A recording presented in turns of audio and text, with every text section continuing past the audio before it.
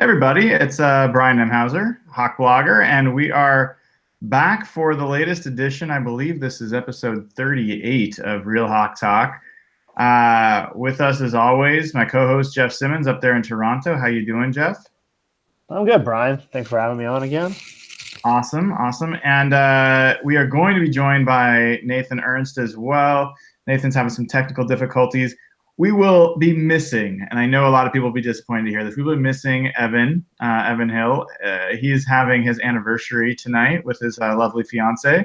Hope they're having a great time, and be sure to send them well wishes and harass them as you choose to. But we've got a great show. We're going to be talking about a lot of stuff. We're going to talk about Chris Carson versus Rashad Penny and what's going on there. We're going to be talking about how good Will Dissly can be. I got to talk about Russell Wilson and the never-ending debate about whether he's got room to improve, whether it's the offensive line or all the above, and also just talk about the Denver game and looking ahead to Chicago. But before we get into all that, and in fact, we'll probably touch on some of that with a guest we have, special guest today, Michael Sean Dugar. Did I pronounce that last part right? Is it Dugar? Dugar. Sorry. All good. I should have asked you ahead of time. And Mike actually went to Washington State as a Coug, and you'll forgive him for that. For those of you that are Husky fans, that's all right. But he's written for the Seattle PI covering the Seahawks last year, and he's most recently joined The Athletic. Welcome to the show, Mike. Thanks for having me. I appreciate it. Shout out to all my fellow Cougs out there. All right. That's good. Shots fired. So, Mike also is joining us with a nasty cold. So kudos for that. Really appreciate you doing that. So, Mike, I read, before we get too much in the Seahawks, just your story a little bit is really cool. I was reading your background. You share the same name as your father. You grew up in Seattle. You're a passionate sports fan. And, part of doing what your job is more than just doing a cool job, but representation and people in your neighborhood growing up to do some different things. And can you talk a little bit about it? Like, what is this job for you? What does it mean to you? It's kind of interesting being where I'm at because like there's so many people who are doing it at a higher level, like to my friends and just people who I just hang out with, like on this, like just running to from high school or something like that. It feels like I'm almost like the equivalent of like what a Rappaport or a Schefter, how I look at them. Or how I look at like, let me give some better examples of, or like Stephen A. Smith. I'm naming some black people so that it puts in perspective. Stephen A., Jay Adonde, Bomani Jones, Jamel, Michael Smith. Like, I just tell my friends, like anybody who saw me put on Snapchat, it's like, oh, I'm in Denver for the Hawks game. Wow, bro, you travel for work? Man, that's cool. That's like because like aside from the friends I met in college, all the friends I grew up with in high school, like only like a handful of us even went to college, and then only a smaller percentage of us even finished, right? So like a lot of even some of my closest friends just working odd jobs or whatever, stacking boxes or delivering something, which isn't like bad, but comparatively, it's like I'm doing a bad job of explaining it, but it's just like perspective almost. Yeah, no, I get it. I mean, I understand what you're getting at and respect it. I mean, I always wanted to be a sports journalist, growing up, and it's not just your buddies that look at what you're doing and say, man, you're living the life. You get to think sports all day. You get to cover teams that you care about. You get to talk to players on teams that you care about. Do you all find yourself having to, do you try to be a journalist specifically and be objective as you're covering them? Or are you also like taking the persona of like, hey, you've been a Hawks fan for a long time and you bring something special to the way you can cover the team? That's an interesting question. So for me, I'm real good at being like, I can hope that the team wins, but be objective about it, if that makes sense. Like the Wazoo gave me good practice, right? Covering Wazoo. We there's some games we got dusted, right? But especially in the Apple Cups. The last Apple Cup I covered, I think, was 2016, and I think we had a chance to win the North. And if we won the North and then went to the Pac-12 title game, we probably could have went to the college football playoff that year. I was distraught in the press box. My story ended up fantastic. But if you check the group thread I had with some of my friends, you would think that someone in my family had died. And having that kind of duality, I guess, it's so easy for me. Like I told Doug Ball the other day, I was like, man, I hope you guys go to the Super Bowl, bro. I want a free trip to Atlanta. Like, I hope you guys win every game. It makes my stories easier. But that doesn't mean that if they get smoked, I won't be honest about it. And that's like, I think a lot of us are good at that, even if we don't even care about the team. But there's just like this stigma, like journalists, if you want the team to win, you can't be objective. Like, I can want them to win and then still point out why they lost. Like, it's so easy for a lot of us. And for me, it's super easy to be like, yeah, I mean, I want Russell Wilson to throw for 1 million touchdowns, win MVP, so I can write some good MVP feature on Russell Wilson. Right? It's all basically selfish, but it doesn't prevent me from actually doing my job the way you're supposed to do it. And I think more people are better at that than they like to admit. We just don't like say it out loud. I'm not really sure why. We should. All journalists will tell you they want to cover a winning team. No one wants to cover the 0-16 Lions. Yeah. It sucks. It's probably awful. So yeah, everyone wants to cover the 2007 Patriots. Yeah. Everyone would rather do that than cover the Detroit team that didn't win. Like, I have no problem admitting that, but it doesn't prevent me from doing my job. And as long as your final product represents that, like mine does, then yeah, you're fine. Do you I heard different things from different people. Different people had different experiences with journalists, on the beat, and there's definitely cliques that kind of form, and I'm curious if you feel like you've been welcomed into the fraternity, or whether it's been tough to kind of break into that group. I think at first it was a little weird. Not weird, just because they had a bunch of inside jokes I didn't get, and they all like knew each other, and it's almost like the media room. I meant to do a story on this, but I didn't know how to do it. The media room almost represented that core Legion of Boom, Russell Wilson guys, because it's like maybe some of these guys didn't all start on the Seahawks beat in 2011 or 12 or whatever, but the guys who were all there for the ride, like they had like a special bond. Like they covered it, like just like Russell and like Bobby and all those guys, like, yeah, we won a Super Bowl together. Bob Condotta or Greg or even Shield or Brady's like, oh, we covered a Super Bowl together. It's almost the same thing. That they travel to all the same cities, go out for drinks in all the road games. We all share quotes and make the same jokes about the PR staff and players and Pete's weird way of explaining injuries. Like it's all there together. So I wasn't in that last year. I'm kind of in it now. Like this is going to sound bad, but like I can make a Malik McDowell joke, right? And the whole room laughs because we all get it. We all, before I wasn't really in on the TJ Lang jokes, or I kind of get the Kristen Michael jokes. You guys get what I'm like, though. It's those little things that like, if I can say, a Malik McDowell joke and everyone kind of gets it, everyone's laughing at what I just said. It makes you feel like you're more together than they'd make a TJ Lang joke. And I'm like, okay, I kind of get it, but I don't. Someone's gonna laugh. So now, after a year, I'm like, oh, I'm in. And also, everyone's really friendly. Like, no one's been a jerk, at least not to me. Maybe these guys hate some of each other, like behind closed doors, but no one's been like that to me, and that really helped too.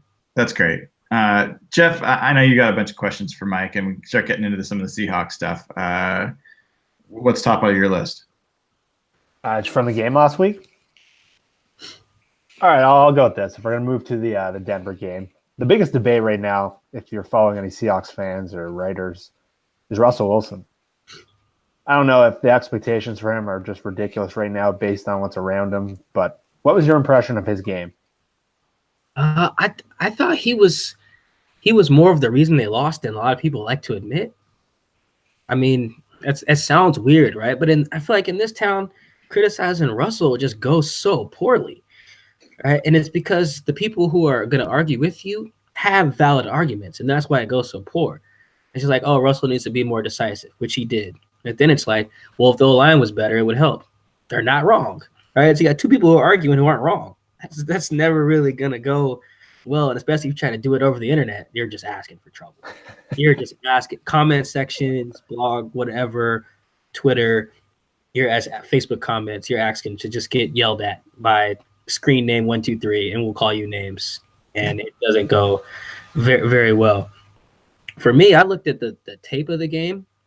NFL Game Pass has changed my life, by the way. Looking at like the sacks that he took, some of the incompletions, like there's a good percentage of that was on Russell, and then there's some of that, it's on the O line, and it's not even like sacks or pressures. Like there was a play, Disley, the overthrow to Disley in the end zone. Mm-hmm. Justin Britt gets shoved smooth into Russell's feet, so Russell has to backpedal, throw off his back foot, the ball sails. Well, is that on Russ or is that on the O line? It's like, yeah, that's on the O line, but it just goes down as an incompletion from Russell to Will Disley. And so I kind of split it up. Like, I don't know about percentages, but a good chunk on Russell, a good chunk on the O line, but not necessarily because of the sacks, and then a good chunk on the run defense and basically the front seven. Jesus Christ. Case Keenum was standing there as still as any of us are right now, just slinging it all over the place. Like, though, if I had to like rank a 3, I'd probably go pass rush, Russell, O-line as to why they lost. It's interesting. Jeff, you look like you had a follow-up. Go ahead. I was just going to ask, how are they going to generate a pass rush this year? The weird thing about the pass rush yesterday. Sorry, I just finished my cough drop. No worries, man. These are really good. It's like the cherry kind. I love it. Oh, nice. Those are good. I was talking to Frank Clark after the game. He said something like something to the effect of, they were doing a lot of max protection and some other stuff and some quick throws, keeping the tight ends in there and just extra protections and explaining why they weren't able to get to Keenum as much as they would have liked. And then I was listening. I was like, was that stuff you guys didn't expect? And he was like, no, stuff we knew they would do. And then went on, and in my head I was like, oh, that's bad. That's bad. You knew what they were going to do. They did it, and you couldn't stop it. That's bad. That's a sign of like, you know how they always say we have to clean up some things? You can't really clean up that. That just means That's what I'm saying. Out game plan you. They knew what they were going to do against you and then did it. That was really concerning. Like, and it's weird because like they've beaten max protections and stuff before. I mean, Houston was doing it the whole game last year. They were only running Fuller and DeAndre Hopkins the whole game basically, and then just blocking with like 7 dudes, and they still sacked him like 3 or 4 times. Philly does similar stuff. So for them not to be able to get to Case against an offensive line that isn't that crazy, that's where I look and say, oh yeah, the pass rush is a problem, especially when you're trying to help out young corners like Shaquille and Trey. So yeah, the pass rush, I don't know where it's gonna come from. Maybe they trade for someone. Maybe Frank just goes ballistic now that his elbow's feeling better. But they really need Frank to be a monster and then have some ripple effects, kind of like how the Raiders were before they did the dumbest thing ever. Like have Khalil be a monster and then just create all these ripples because he needs so much attention. Yeah, I don't think Frank has proven that he can do that yet. But they definitely, I know he wants it. If he's going to be getting this contract that he wants to get so badly. Nathan, if your technical issues are cleared up enough, you have a question. You're currently on mute. There you go. Can you hear me? Yeah. Yeah? Awesome. Okay, cool. So I'm curious, with this being such a transition year and stuff, what is the vibe around kind of Pete Carroll and the coaching staff? Coming off kind of a disappointing year last year, I think a really frustrating year. I mean, there was the article that Robert Klemko wrote and a few people have written about kind of the dysfunction in the locker room. What is this team like this year? It's new guys, but it's also a transition period. I think it's probably a little frustrating for everyone. So what being up close and personal, what is that like, and what kind of impression do you get? There's a few. It basically depends on who you talk to, right? So you're not going to get any of these prominent guys now talking about I'm reading books in meetings, right? Because this is all new to Bradley McDougald. This is fairly new to Shaquille. This is fairly new to Chris Carson, Rashad Penny, even Dwayne Brown, has been in the league for a while, Brandon Marshall, even Tyler and Frank. Like I don't even think they've reached the point where they're like, this message is stale. But overall, I think what it feels like before, those guys are really trying to set a legacy. Sure, Bobby, Byron, whoever, Russ. Now the new guys in those spots are trying to continue one.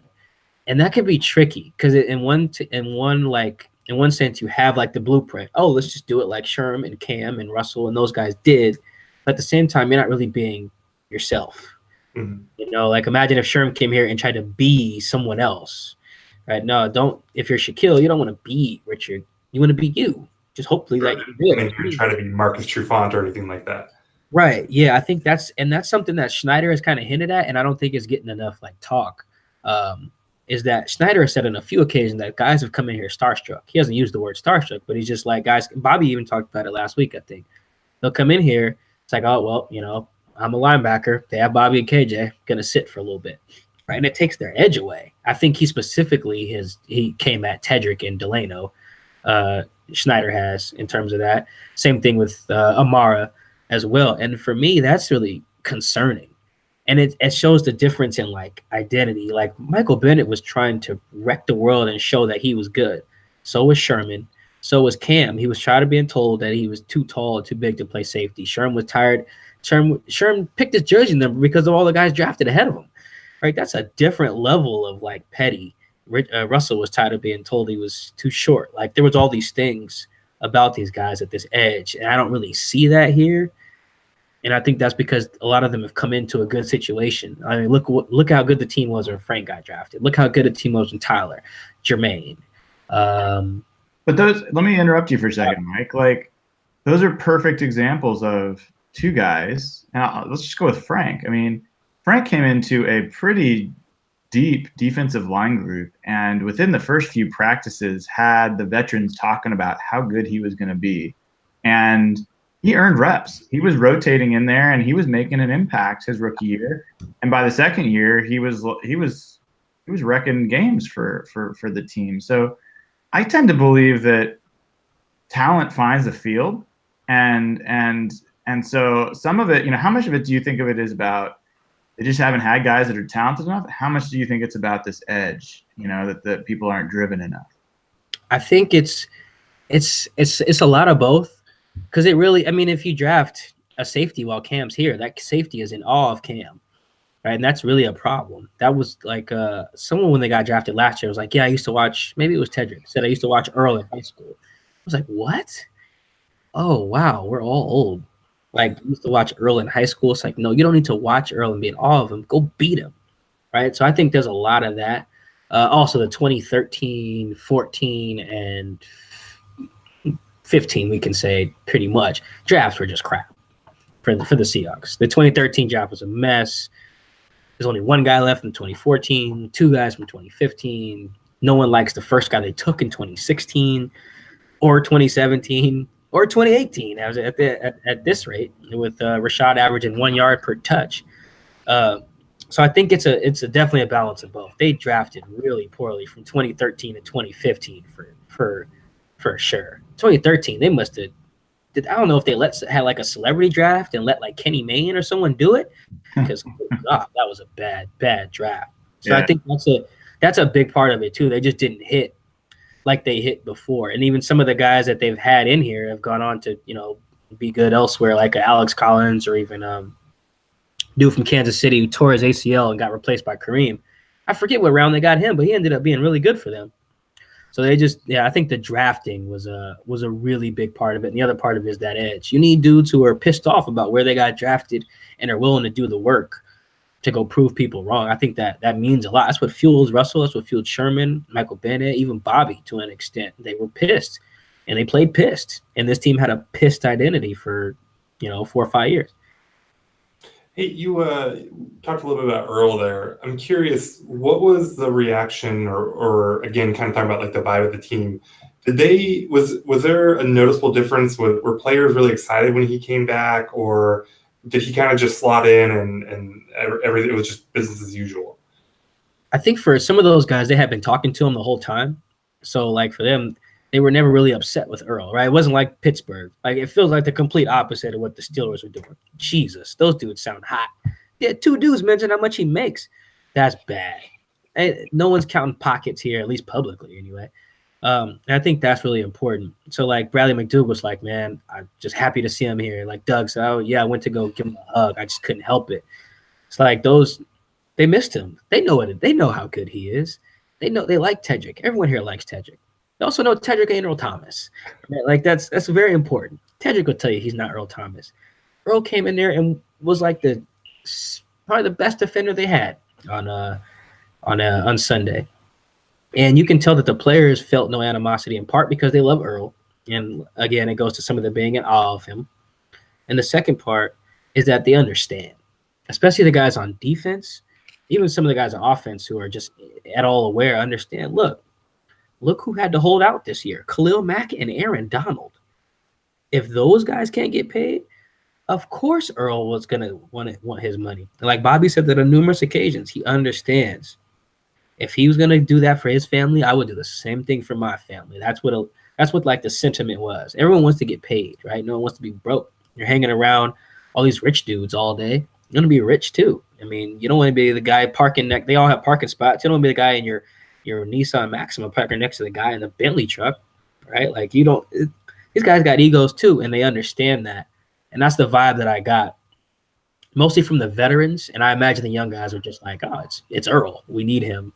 He's the best ever. So that it doesn't seem like there was any beef like Pittsburgh. Complete opposite of there. That's a mess. Mike Tomlin should fix that. You know, Bobby and Earl, how's that relationship? Go ahead, Nathan.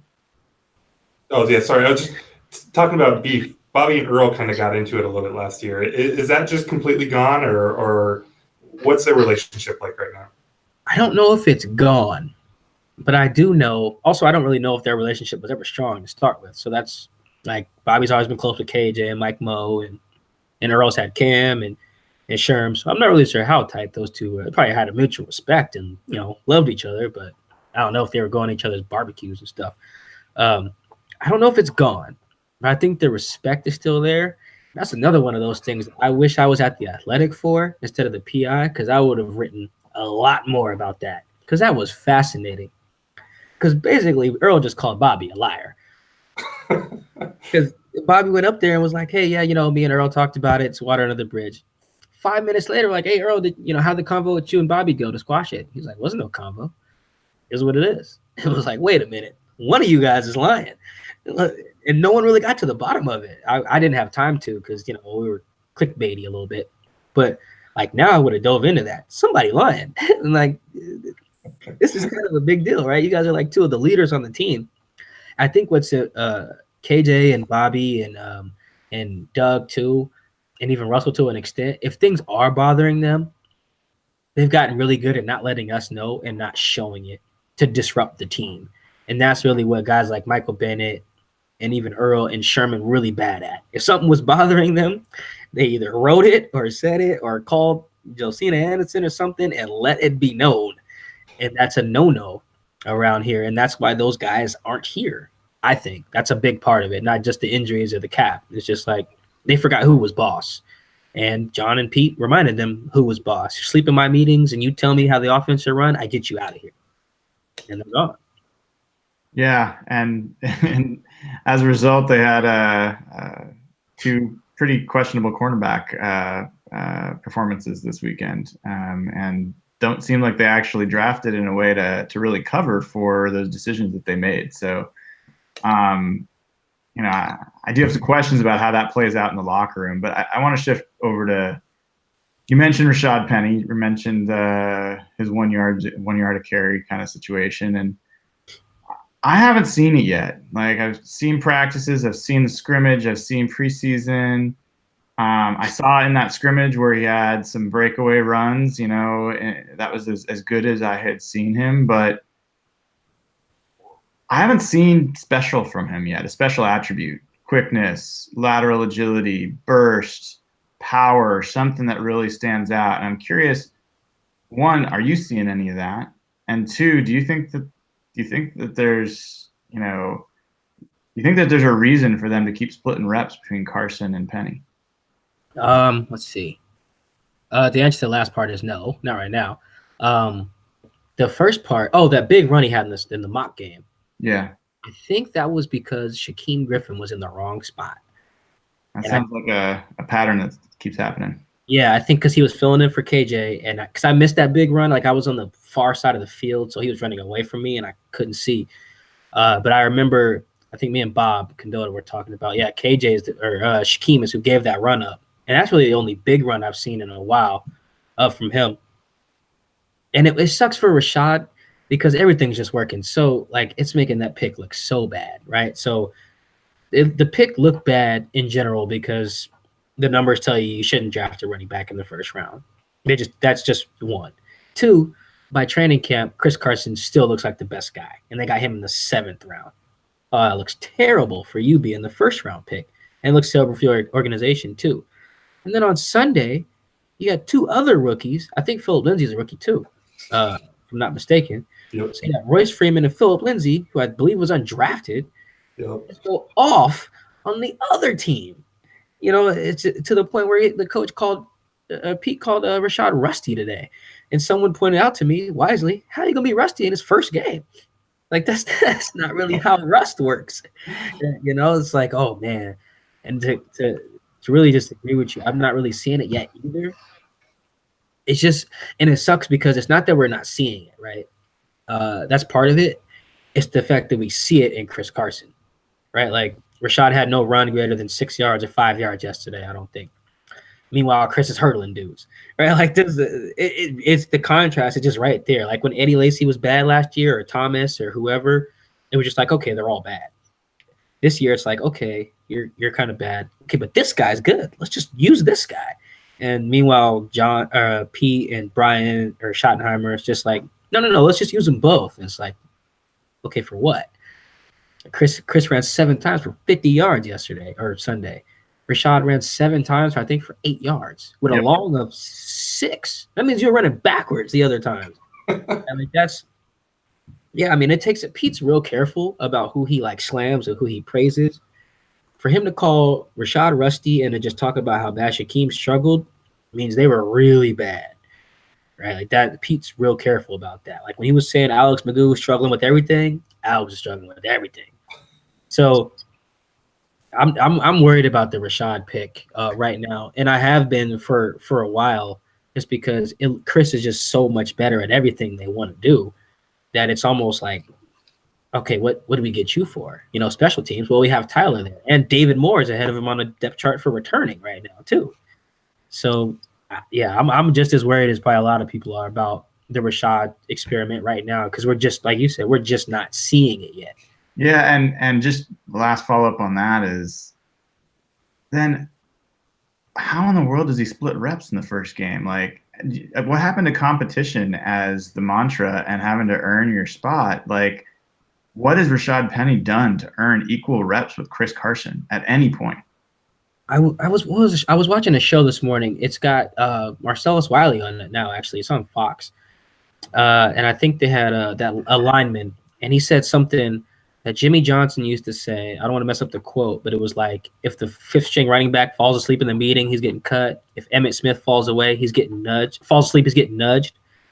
And just like there are different rules. So that was a great line, because it really applies here. Always compete is not across the board. It is not. It doesn't apply to Russell. It hasn't applied to Bobby in a while. It never applied to Richard. And should it have? Probably not. But just to say that it does, like that to be the mantra, no. Like, yeah, you were the island of misfit toys for undrafted free agents for a few years. But really, once those guys got here, none of them were getting unseated, right? And that was part of the problem. They weren't truly competing for any of those spots unless it was on the O-line. So I think it's Pete, more of that message just kind of falling on deaf ears for me. Like, Pete, you don't mean always compete. If that was the case, you probably would have gave up on Jermaine by now, and you would bench Penny.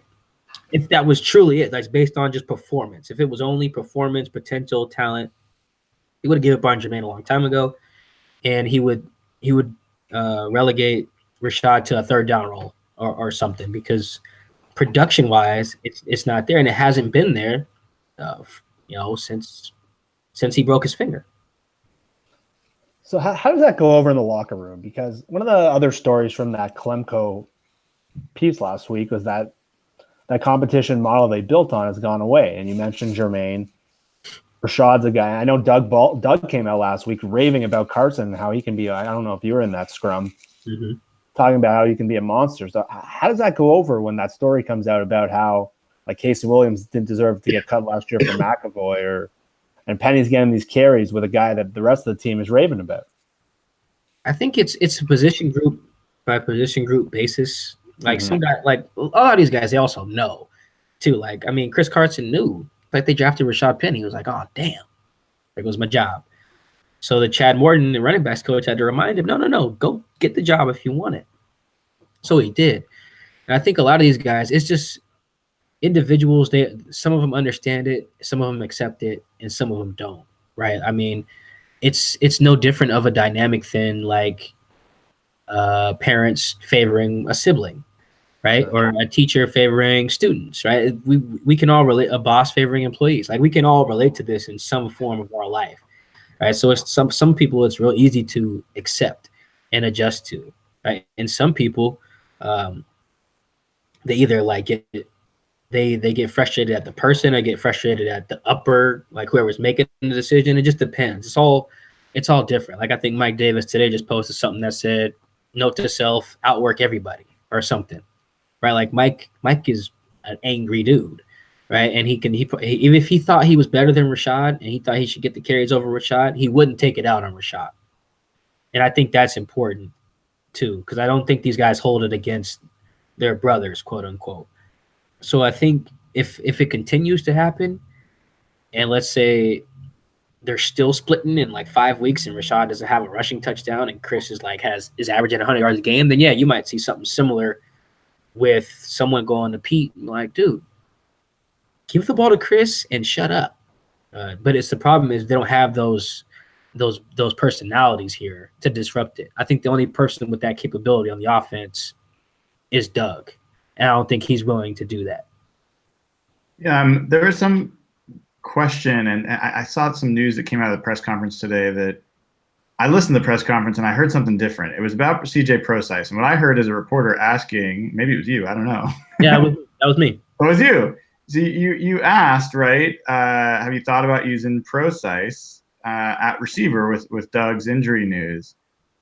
And what did they say? Did you walk away with the impression that they are going to, or that was an idea that they talked about? Just an idea they talked about. Finish another cough drop. Sorry. Yeah, that's all right. I think his answer was something super vague and short. I think he just said we've already talked about it. He has experience there, and that was all he gave up. I think they will. CJ is a good receiver. He just ain't better than Chris at running back. To be honest, he might be better than Rashad. I'm honestly not sure. I mean, Mike Davis might be too. To be honest, they're all under Chris in one way or another. I think they might use him there. It might. This is one of those situations where it'd be nice if we could watch more of practice, because it wouldn't surprise me, especially with the extra day, if I saw CJ out there lining up at receiver. CJ really wants to play running back. At this point, he's like mentally is like, I'm a running back, but he's also like, I want to get on the field.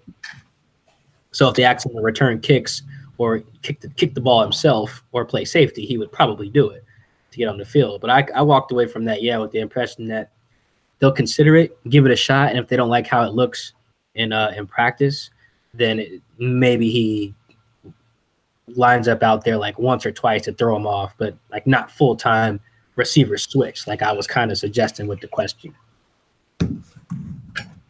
Nathan, do you have any other questions? I have two quick questions if we're nearing the end.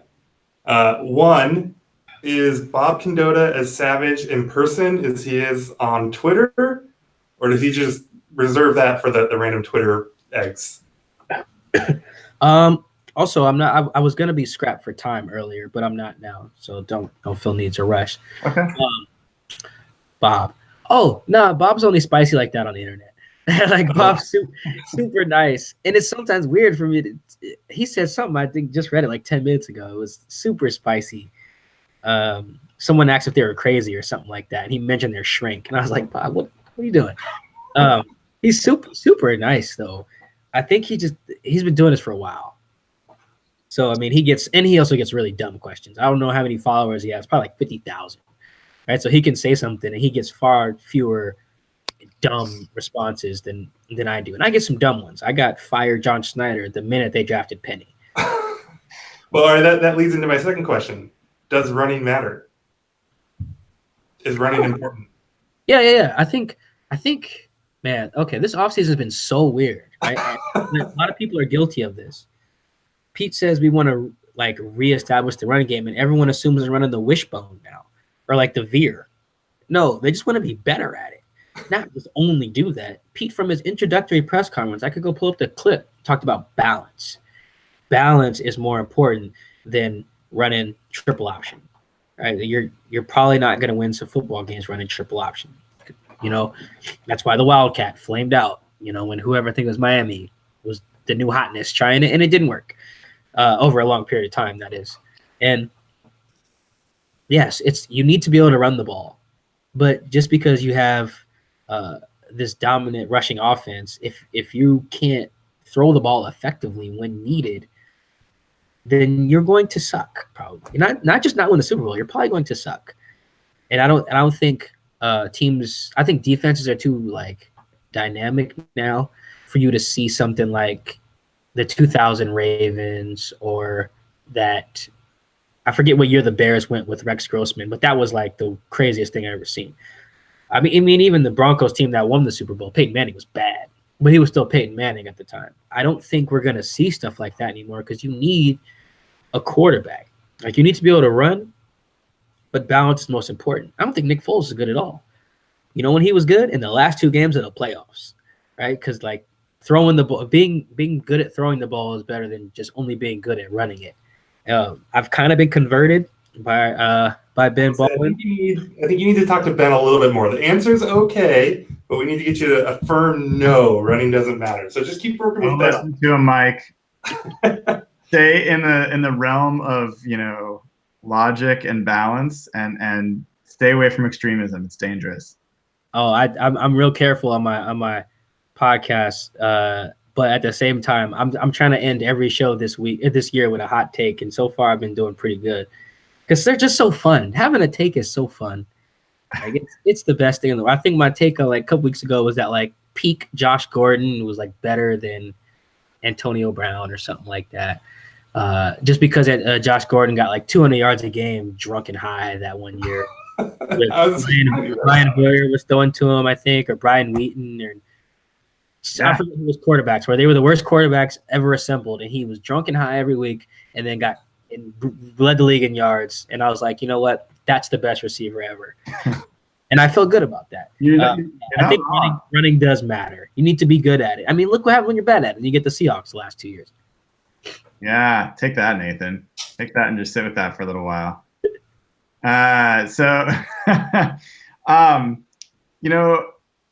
Will Dissly, he jumped out there, and I admit I did not see that coming. I thought Dissly was going to be a guy that was going to make the occasional catch and contribute and be reliable.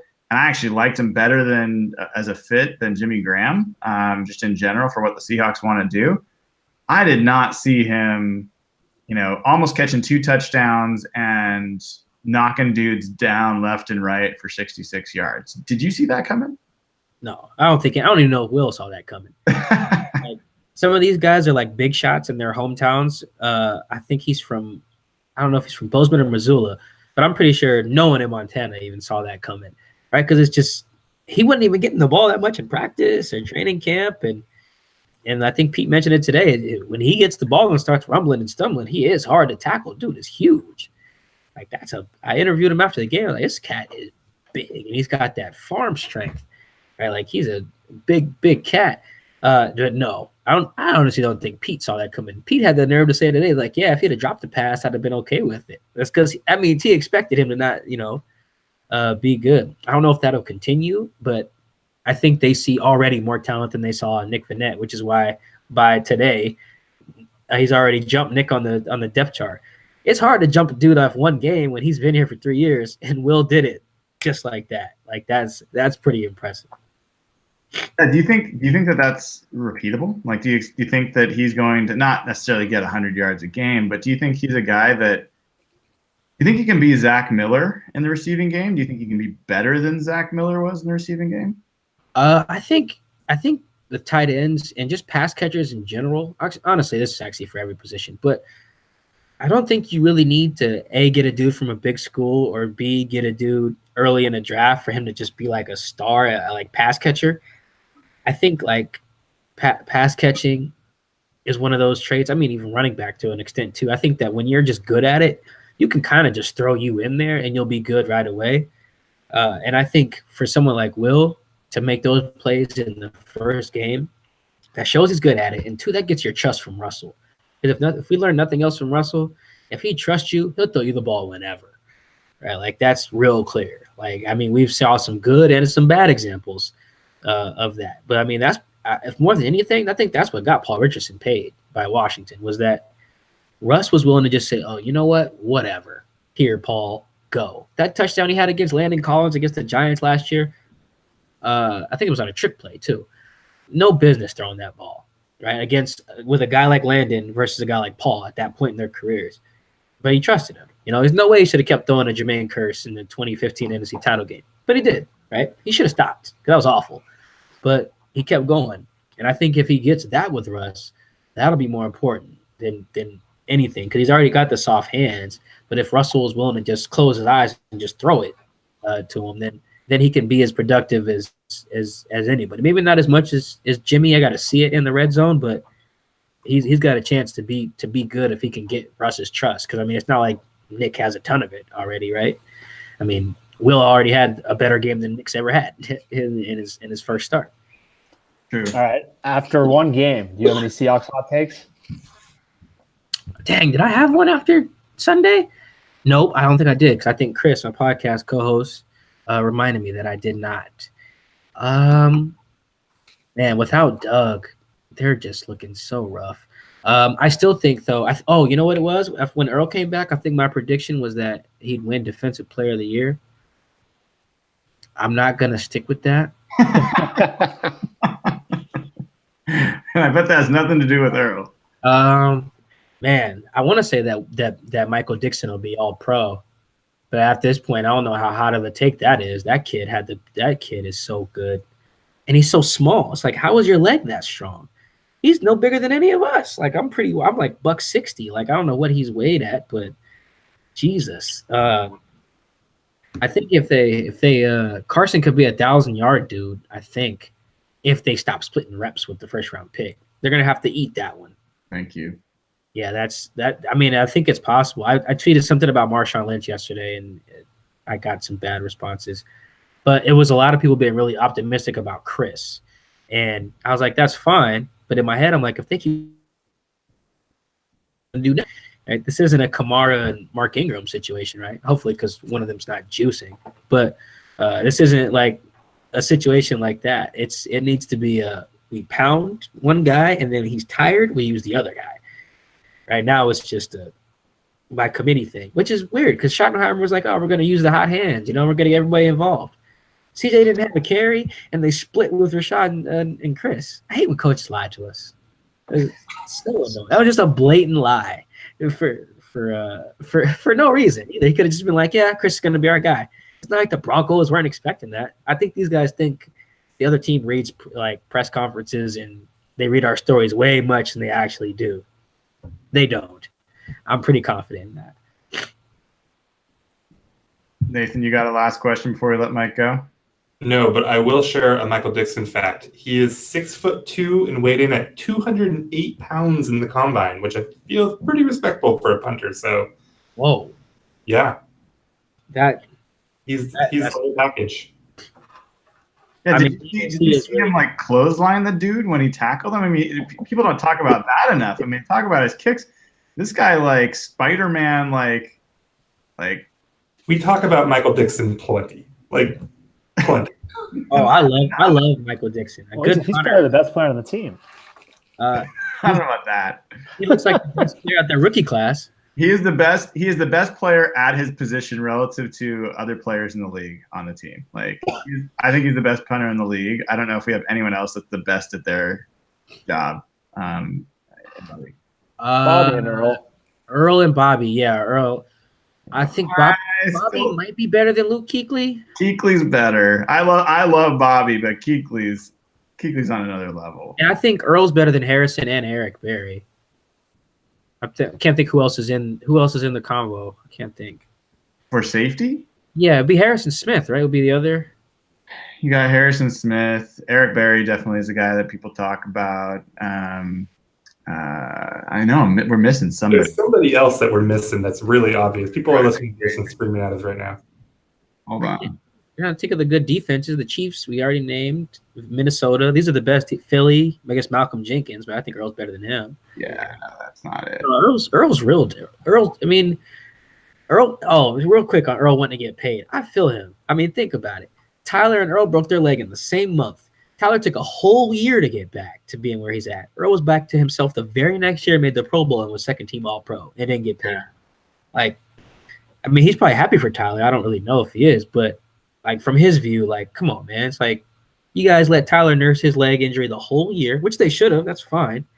But then Earl comes back and he's just as good and doesn't get paid. That's like, come on, that's messed up. Yeah, there's other safeties, but not like free. I mean, like Landon Collins is in the conversation. Oh yeah, he's good. Weddle's too old. Weddle's still in the league. Yeah, and McCourty, but yeah. I'm having some great. He's still in the league moments lately. Matt Castle was the one last night. Wait, he's still in the league? I'm pretty sure playing. Back up for Troy. Yeah, Oh, he was in the game. I was like, wait a minute. He bought a lot of time with one good year. Yeah. Like, the guys who can get around off one good year, it is amazing. Because like RG3's already washed out, great year. Vince Young had that great year when they were like 0-5, and he took them to like 10-6, and he washed out. Josh Freeman was good for a year in Tampa, washed out. Like, it's amazing who can buy 1 year, a lifelong career in the league. Both the McCown brothers are still in the league, I think. Kidding me? Last question I got before we let you go, Mike. Thanks for sticking around. It's been awesome. Is what's one thing that makes you what's one thing that could improve between the Denver game and the Chicago game that could end up with a better result? That's a really good question. I think it's Russell's decision making. I think that's really what it comes down to. It's those sacks and that spinning and stuff. Like I can't adjust that enough. 2nd and 1, you end up 3rd and 23. Are you kidding me? You just can't do that in whatever year Russell's in. And you guys watch all the games. Guys are the defenders are figuring out how to fix all that spinning stuff. Philly did it last year and cracked Russell in the face. I think he lost his mouthpiece. And I thought he was concussed. Dallas did it last year on like a 3rd and 5. He lost 17 yards, I think, something like that. He can't keep doing that. And then I go look at these screenshots. Me and Curtis Crabtree actually do this a lot. He's a film junkie. He should work for our team.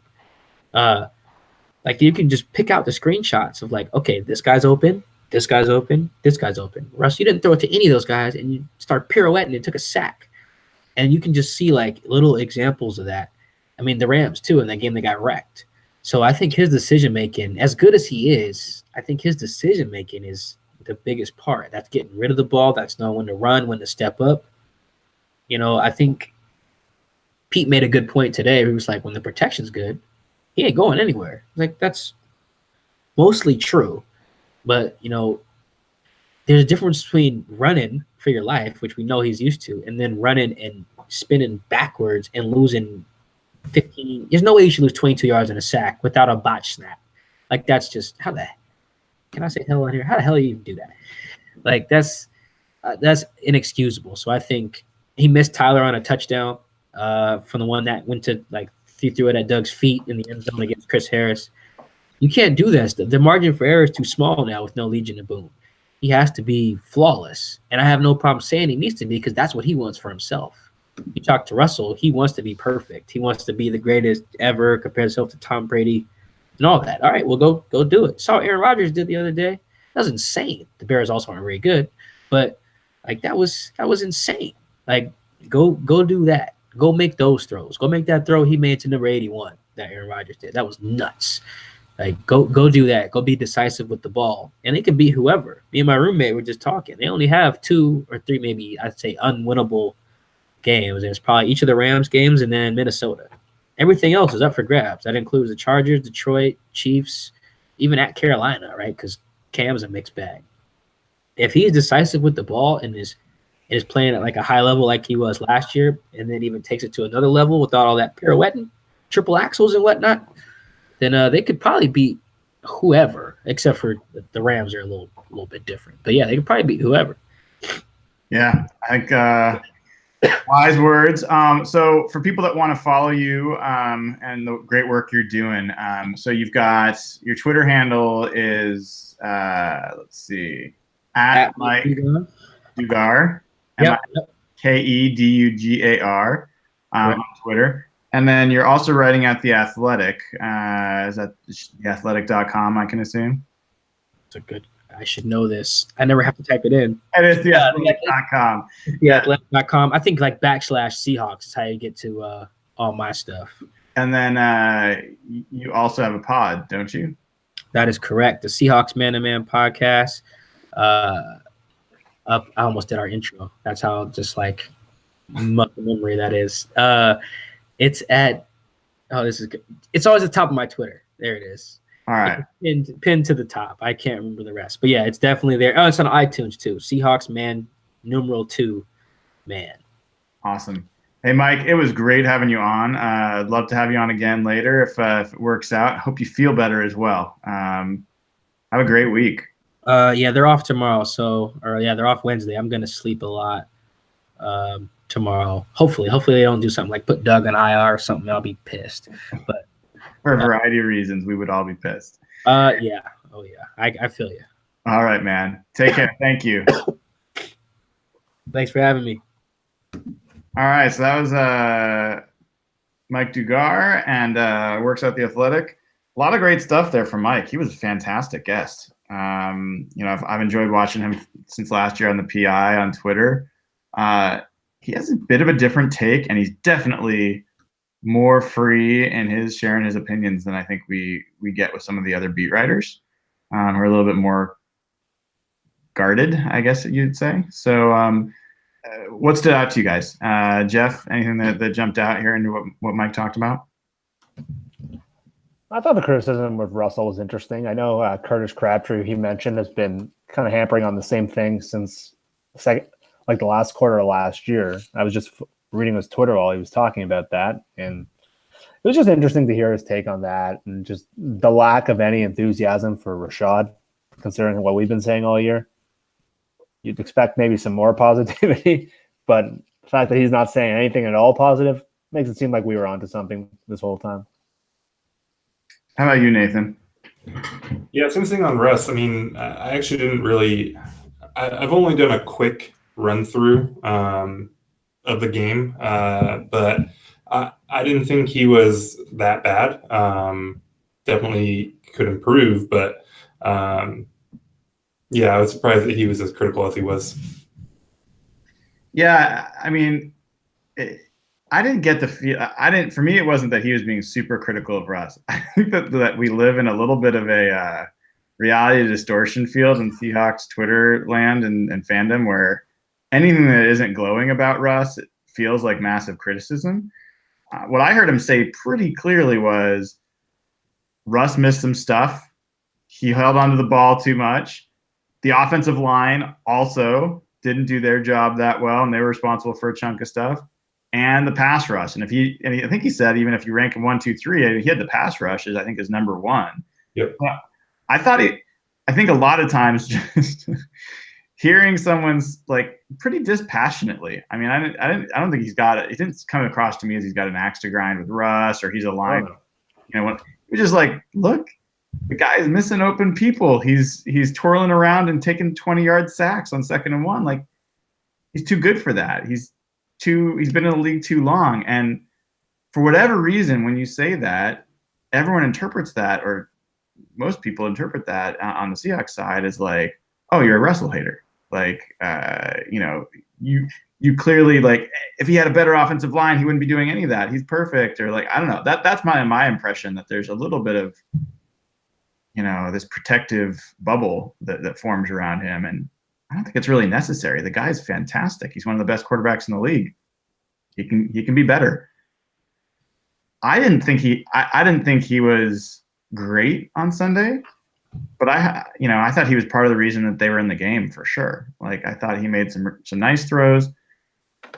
I was a little surprised at the amount of times people were questioning him during the game. On further review, I can kind of see it a little bit more, but I haven't dove into great detail. Yeah, I think he said something that was really smart about, like, you have people that are saying, hey, Russ can be better, and you have people who are saying, well, the offensive line needs to be better, and like, yeah, you're both right. Exactly. I mean, he did say that he thought that, Russ was more of the reason that they lost than the reason that they were like in it, which is, I mean, I disagreed with it. I agree with you that I think he was a big part of why they were in it. He had some not great moments. I don't think he played that poorly overall, but there are definitely plays where you can go say, hey, you could have done this, that, or the other better. But I also think, we're a little numb to how good he can be. Like that Disley touchdown, really all of the Disley catches, all three of the Disley catches were really nice. The 66-yarder was maybe the least impressive, but he hits them just perfectly in stride and allows him to catch that ball on the run. The one in the middle of the field was a really nice play, and that touchdown pass had a lot of a touch on it, and he read it real quick. And so I think overall he did really well. The Marshall touchdown was really nice. So like I said, I haven't even gotten through the entire game yet, so grain of salt with that. But I don't know. I've seen some people too that have since the game that have been like, wow, he was really bad or whatever, and I don't really see it. Definitely not the magical performance that sometimes we're used to with him, but not a problem either, I don't think. Yeah, I think that anyone that says he was really bad is from, as far as I'm concerned, that is an exaggeration. I don't think he was really good. Yeah. I'm willing to say that. I saw enough mistakes where I'd say, yeah, he was not really good. And I'd even be willing to say he wasn't good enough. Like for where he is in his career and how much the team is going to need him to be one of the best quarterbacks in the game, I don't think that was a top 5 quarterback in the NFL type of performance. I thought it was good. I thought it was okay. It wasn't great. And I think that's part of what factors into it. Where I think we heard a lot of more damning criticism was around Penny. He did not pull any punches there. That's what I was saying. I mean, I've been pretty clear since the very first practice that I'm waiting to see, and I think it's taken on a life of its own on Twitter that I'm a Penny hater. I'm honestly not. I'm looking for someone. That's why I asked him. I was like, I'm not seeing it. Have you seen it? Can someone point me to something that he does in any situation that is eye-opening? The best thing that anyone's been able to show is, hey, in the first preseason game, he made a wiggle that made a guy miss, and he was able to get a couple extra yards for like a 5-yard gain. Like that's the biggest thing that someone's been able to point to. I'm not seeing it yet. I mean, if he shows it, fantastic. But I mean, Nathan, I don't want to out you, but what was your take when you watched that game?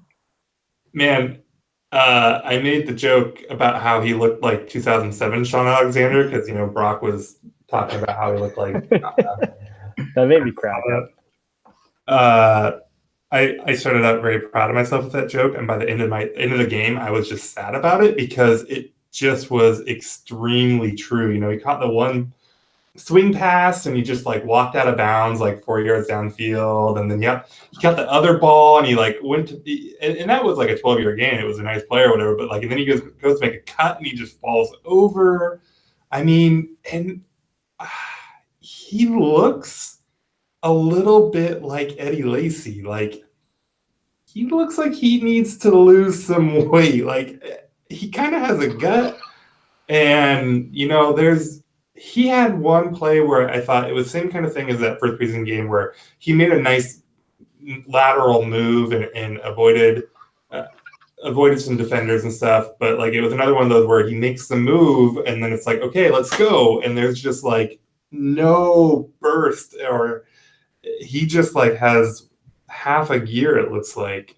And then to watch Philip Lindsay, who looked like that dude, like the exact opposite. he got the ball in his hands, and all of a sudden he was just gone. Like, and he was he was doing Marshall stuff where he would hit a pile, and it's not really Marshall stuff, but he'd hit a pile, and then all of a sudden he'd be popping out the other side of the pile, and like I thought Lindsey looked impressive and special, and that he jumped out, and like he looked like he was the fastest player on the field a lot of times. And Freeman looked like we'd be pretty happy if Penny looked like Freeman, and I don't know, Freeman went 4th round or something like that. So it was just a really tough game from that perspective. Like everything that could go, and then like Mike was talking about, like, and then Carson just looks fantastic and hurdles a dude like you only see in college. I mean, it was just like a perfect storm of negativity for Penny.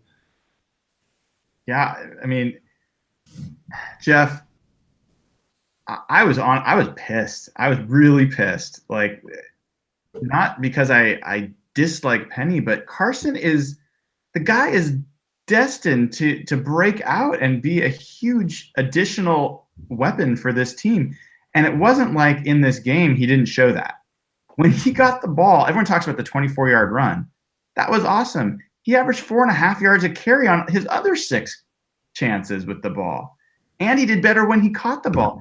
And there was a play called back because Sweezy had a ridiculous hold where Carson went for like 45 yards on a swing pass, right?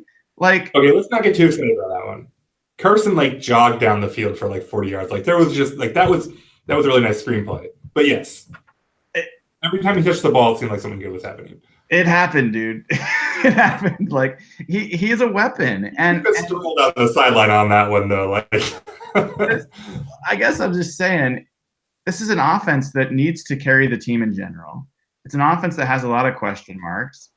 You've got a guy that's clearly, like, everybody that's got eyes can see that one guy is meaningfully better than the other, and they split reps. What the hell?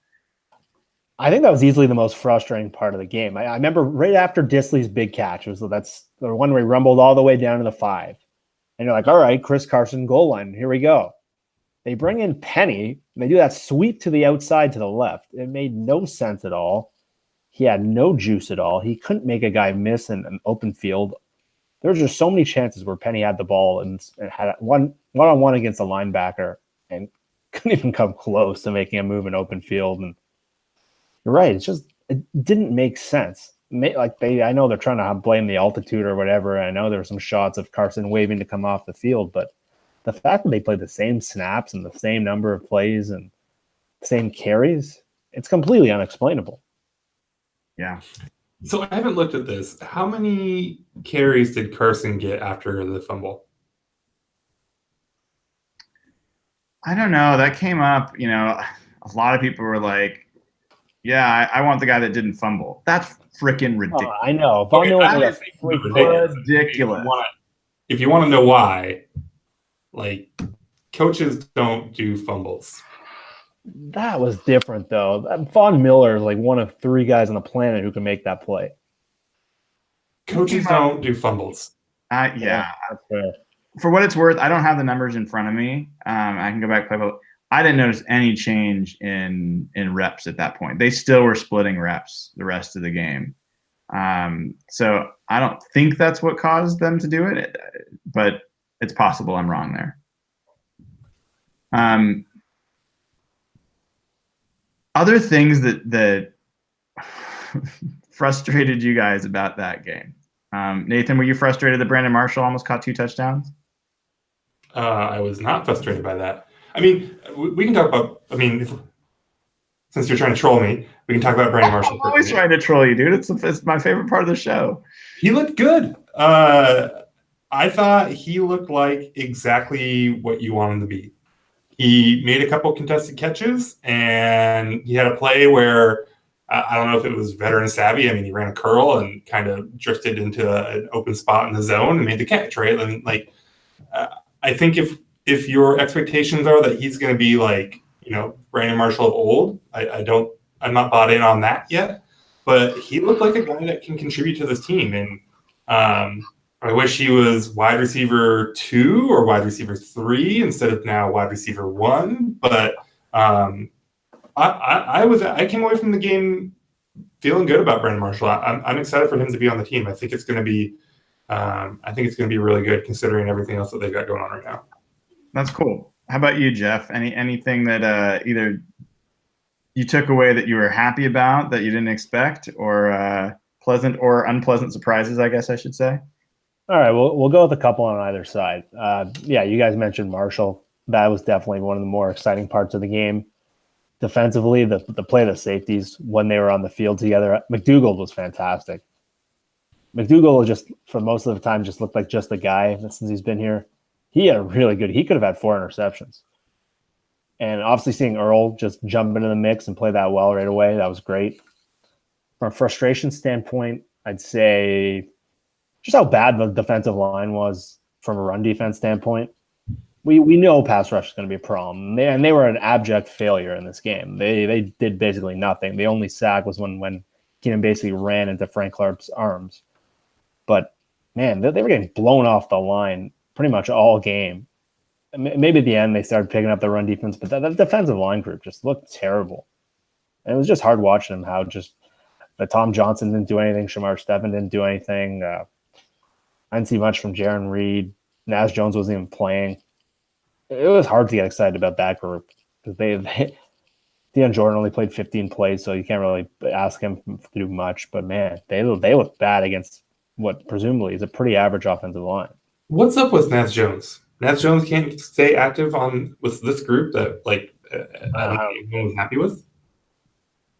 I think that's it. I brought up during the preseason, I asked the question whether he was on the bubble, and everyone's like, no, there's no way. And the only reason I asked that, not because I've seen him look bad, but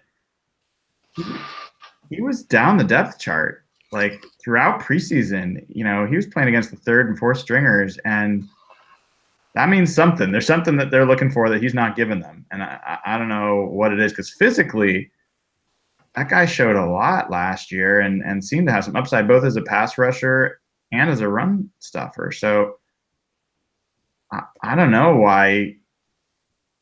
I guess it's Shamar Stephen, for example, why they're higher on Shamar Stephen than they are on Naz Jones. I'm not sure.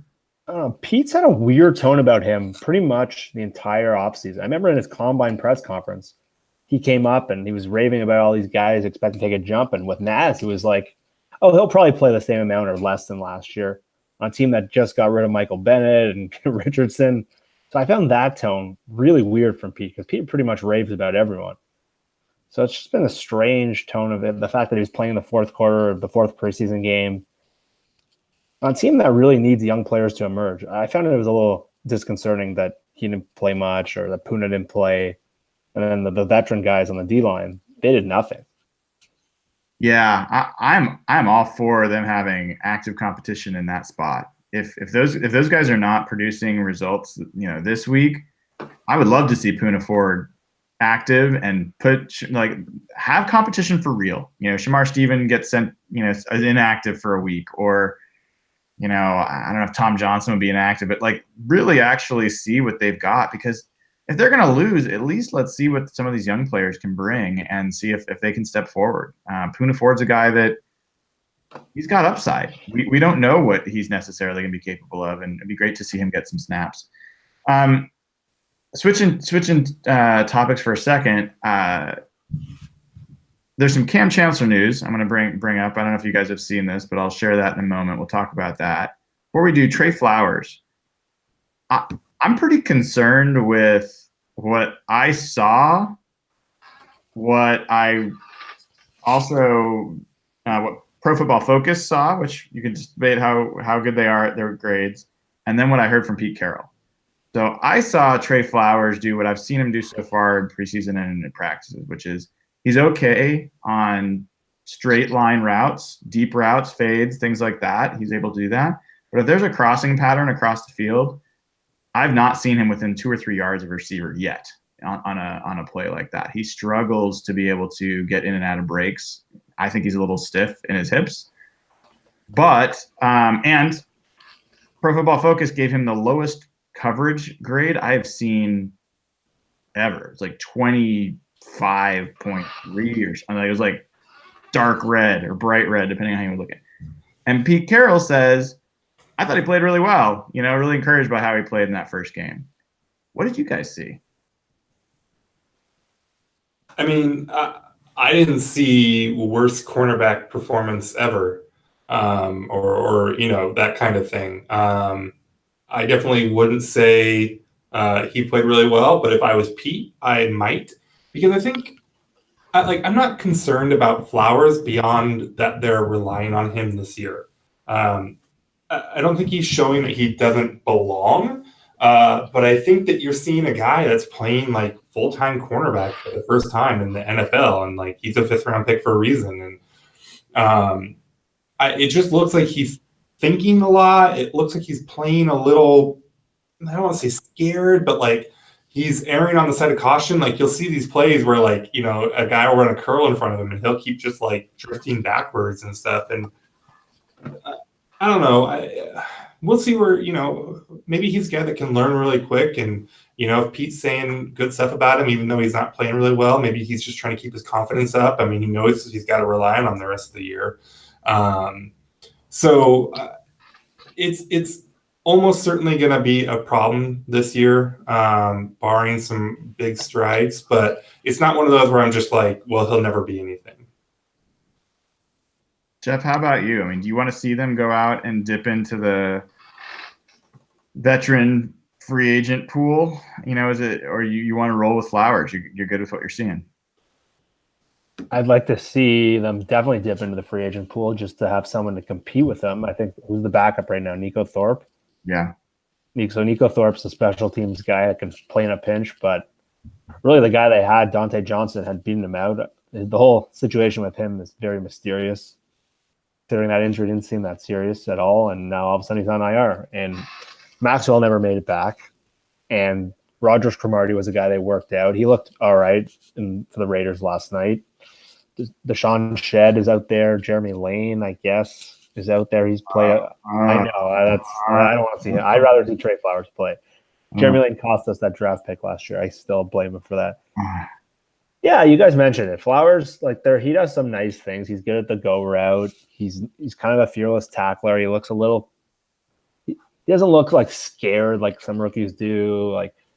But he can't defend like a crossing route. He can't defend a curl route. He's just not ready to play. He's a safety convert that's learning the position. It's not really fair for them to ask him, and they were clearly targeting him. They had matchup advantages in that game. That's not a great Denver team by any means, but they're basically every team that's going to play them is going to target them all game. Yeah, and I think Shaquem Griffin similarly really struggled and has consistently made some assignment errors that are costing the team points. They have an opportunity, when KJ Wright gets back, to make that a better position than it is. I don't know that I'm seeing other than Trey Flowers, if he just evolves, that's a tough role for them to improve on, given where they are right now. So I know we've been going on a while. I'm sure you guys got to get going, but some news came out tonight. We should at least talk about it because people are wondering. So Kam Chancellor on Instagram, he posted a video of him playing football, basically highlights of him. And he wrote, "Fight till you can't fight anymore. Prayer hands. Hashtag stay tuned."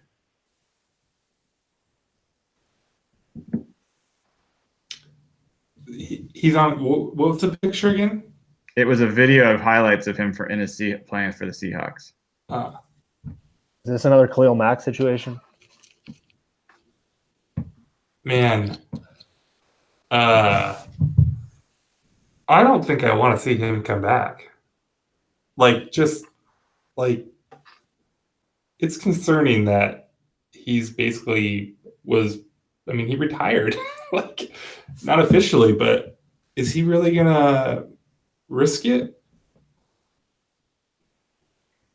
Well, let's talk about it. Let's talk about it from two angles. One, do you want to see him come back?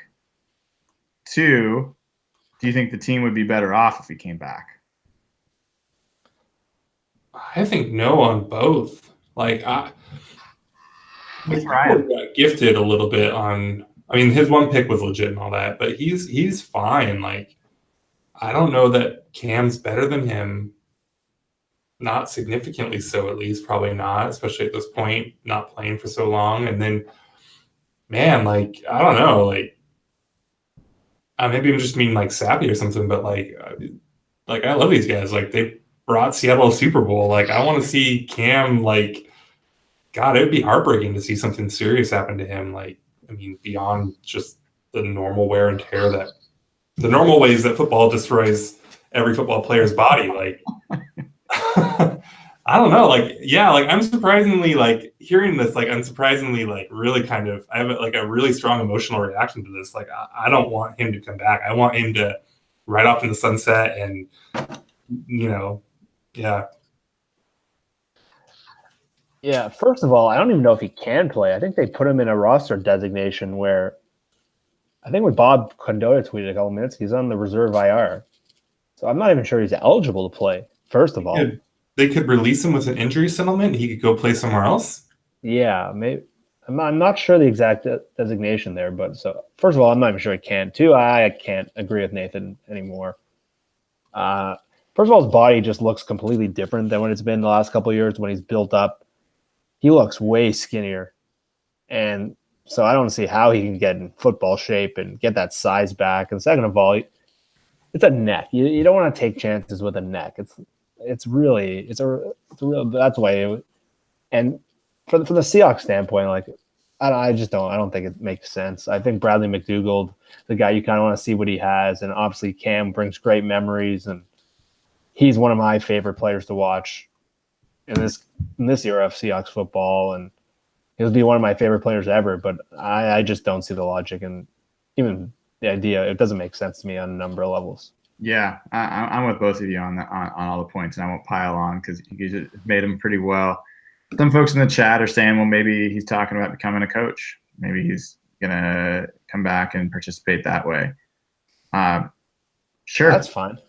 Yeah, I mean, if he can help, great. Let's find some help because the secondary needs some help. It wasn't that pretty this week. I think they got destroyed by Case Keenum, and I think the safety position was interestingly really a strength. While we're talking about Cam, I mean, McDougald and Earl played really well. McDougald played better than I thought. I did not expect him to be able to create turnovers the way he did. Maybe we'll never see a game like that again, but he was an easy catch away from 3 interceptions in that game. He was playing pretty loose. The one where he broke on the ball and had to die. I think did they review that one too, where he went to the ground with it? I don't remember, but that one was nice. That was a really nice play. But he had the one that just got popped up that he didn't catch, and then the one that Keenum just kind of. Yeah, thank God for Keenum. Right? Yeah, So let's last thing we'll talk about before we kind of wrap up for the night is from what we learned in the first game, where do you guys at in Chicago? Like what do you think? Let's ask actually what would it take for the Seahawks to win that game? I don't know that it's a lot. To me, I think this game is going to be very similar to the Broncos game. And so maybe what it will take for them to win is to not play in Mile High. But I think they just need Russ to be a little crisper, probably give Penny a few less carries or maximize those carries. And then just a little bit, I think, there's some critiques of I don't think Shoddy was a problem or anything really, but I think there were a couple where you could look at what they did, and especially that one third down where they ended up kind of taking a shot to Vinette. They probably should have ran it after that if that's what they were going to do, go for it. But it doesn't actually feel that far away because I don't think Trubisky is going to be a whole lot better than Keenum was, and so maybe it really is just as simple as not having to fight the altitude. But I think that, they're going to have all the same problems. Like, they're going to have all the problems with Khalil Mack that they have with Von Miller, and they're on the road, all that stuff. It's going to be Monday night. I don't know if that really changes much. They usually do well in those big games, but a lot of times those are home games too. So I don't think they're that far, but I don't think that they're going to win either. Jeff, how about you? Yeah, that Denver game was just none of us, the three of us all thought they'd lose that game. We were definitely more on track than Evan was. Sorry, Evan. It was just a weird game. It was just bizarre on a lot of levels, and maybe that's the Mile High thing, and maybe that's the Seahawks having so many young guys and so many new players. It just was a weird game to watch. So I guess expecting things maybe for Seattle to compete, they're going to have to do a little better from the sack perspective, whether that's on the O-line or that's on Russell. 6 sacks is a lot. They're going to have to just be smarter. We were talking about the spins earlier. It seems like the league's kind of got the book on that spin move. And I know it's not a huge problem, but maybe Russell hanging in the pocket a little more, maybe trusting his receivers. Doug being out was a big factor in that game, and everyone's talking about third downs. Not having Doug there, his bread and butter. So maybe trusting guys like Brandon Marshall or David Moore or Jerron Brown. I think just Russell having more trust in his guys where he can just make a quick, decisive decision rather than waiting. Because Khalil Mack's coming all day. He looked fantastic in his first game. And yeah, I think Carson needs to get a lot more run and not Penny. I wouldn't care if Penny got like 2 snaps this week. It's probably not realistic, but. And I guess the next thing is playing Earl the whole game. The splits between when Earl was off and when Earl was on are massive. And you can see how much Earl changes the game. And Mitchell Trubisky doesn't look like they're a team that's going to be really schemed up, and they're going to have a lot of just quick passes to maybe exploit Trey or Shaq Griffin or Kalitro, whoever's playing. So the play of having Earl out there the whole game, that really is going to help. Was that tipped pass that McDougal didn't bring in? Was that the very first pass? It was, right? Very first pass by the Broncos. Yeah, that was the first third down. Yeah, man, that was like after waiting all preseason for Tedrick to do something, and then Earl just explodes and goes up and kind of goes, bodies up with Demaryius Thomas, who's just a beast of a receiver, and pops that ball up like that. It was just like, oh, Earl's back. Like, it was so cool. Like, the game was frustrating and stuff, but that moment was so cool to be like, for a little while, I was like, oh shit, maybe I forgot about Earl. Maybe they're gonna win this game. Like, that was just such, McDougal didn't make the catch. It was a tough catch, but man, it was just super apparent when right off the bat that like Earl just changes everything. He does. He's an incredible talent. He's going to be one of the best players for sure that ever plays in a Seahawks uniform. There's no doubt about it. And look, if I'm a Bears fan and I'm looking at the Seahawks, I'm looking at my chops for a couple of reasons. One, Khalil Mack. Everyone's going to talk about it all week, and of course they should. And there's no reason they shouldn't. That's a matchup that's heavily in their favor. But I think the other things that they've got, Cohen at running back, and I think they have Taylor Gabriel as well. And those kind of quick screen kind of guys, especially if Shaquem Griffin's going to be the guy that's in there, there's a lot of ways that they can scheme to kind of confuse and create space again. And it's not a matter of whether people often think a good defense is just about talented players that are athletic and make, run fast and hit hard. You're in the wrong spot. Doesn't matter how fast you are or how high you can jump. Like, that's what most offenses are looking to do, is to scheme you out of position so that they have a really easy play. And that's one of the things Seahawks defense did not get enough credit for, is those guys, you're hearing them talk about communication, and that's, Earl's talking about, we need to get better at communicating, and Bobby's talking about it. That's about, making sure that people are assignment correct, that they're in the right place, the right time, the teammates can count on them occupying the right place on the field. And the Seahawks aren't there yet. And so it can make up for a really easy time. It only takes a couple plays to break it open. So that's where I would be if I'm a Bears fan, like, or, looking at this from that angle. From a Seahawks perspective, look, I'll admit, guys, they scored more points than I thought they would score in this week against Denver. That game, there was a point in that game where it felt like it was just about to be a blowout for the Broncos. Like I can't remember exactly when it was, but like the Seahawks were not able to stop them on defense. It was looking pretty ugly. The offense was, continually giving the ball back, and they kind of found a way. And they found a way to stay in there. The defense did make a couple stops and gave the offense a chance. The second half, most of the third quarter, Denver didn't score, and Tyler Lockett did have a big catch for a touchdown, and Brandon Marshall should have had 2 touchdowns, and Chris Carson did look pretty good.